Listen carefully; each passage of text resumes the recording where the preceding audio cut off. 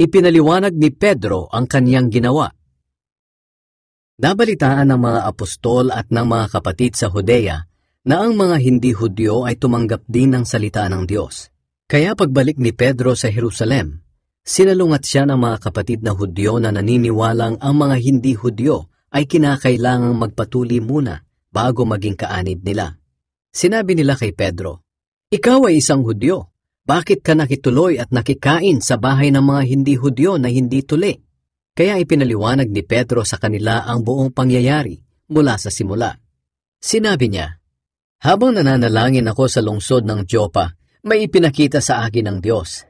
Nakita ko ang parang malapad na kumot na bumababa mula sa langit. May tali ito sa 4 na sulok at ibinaba sa tabi ko. Pinagmasdan ko itong mabuti at nakita ko roon ang lahat ng uri ng hayop. Ang mga lumalakad, kasama na rito ang mababangis, mga gumagapang at mga lumilipad. At narinig ko ang boses na nagsasabi sa akin, 'Pedro, tumayo ka, magkatay ka at kumain.' Pero sumagot ako, 'Panginoon, hindi ko magagawa iyan, dahil hindi po talaga ako kumakain ng mga hayop na itinuturing na marumi at ipinagbabawal kainin.'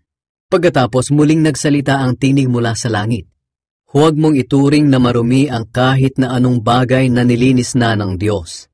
3 beses na ulit ang pangyayaring ito, at pagkatapos ay hinila na pataas ang kumot. Nang mga oras ding iyon, dumating sa bahay na tinutuluyan ko ang 3 lalaki na galing sa Cesarea. Inutusan sila na sunduin ako. Sinabi ng Banal na Espiritu sa akin na huwag ako mag-alinlangang sumama sa kanila. At nang umalis na kami papunta sa bahay ni Cornelio sa Cesarea, sumama sa akin itong 6 na kapatid natin na taga-Joppa. Pagpasok namin doon, ikinuwento ni Cornelio sa amin na may nakita siyang anghel sa loob ng kanyang bahay na nagsabi sa kanya, "Magsugo ka sa Joppa para sunduin si Simon na tinatawag na Pedro. Sasabihin niya sa iyo kung paano ka maliligtas at ang iyong buong pamilya." At nang magsalita na ako, napuspos sila ng Banal na Espiritu tulad din ang nangyari sa atin noon. At naalala ko ang sinabi ng Panginoong Hesus, "Nagbautismo si Juan sa tubig, ngunit babautismohan kayo sa Banal na Espiritu."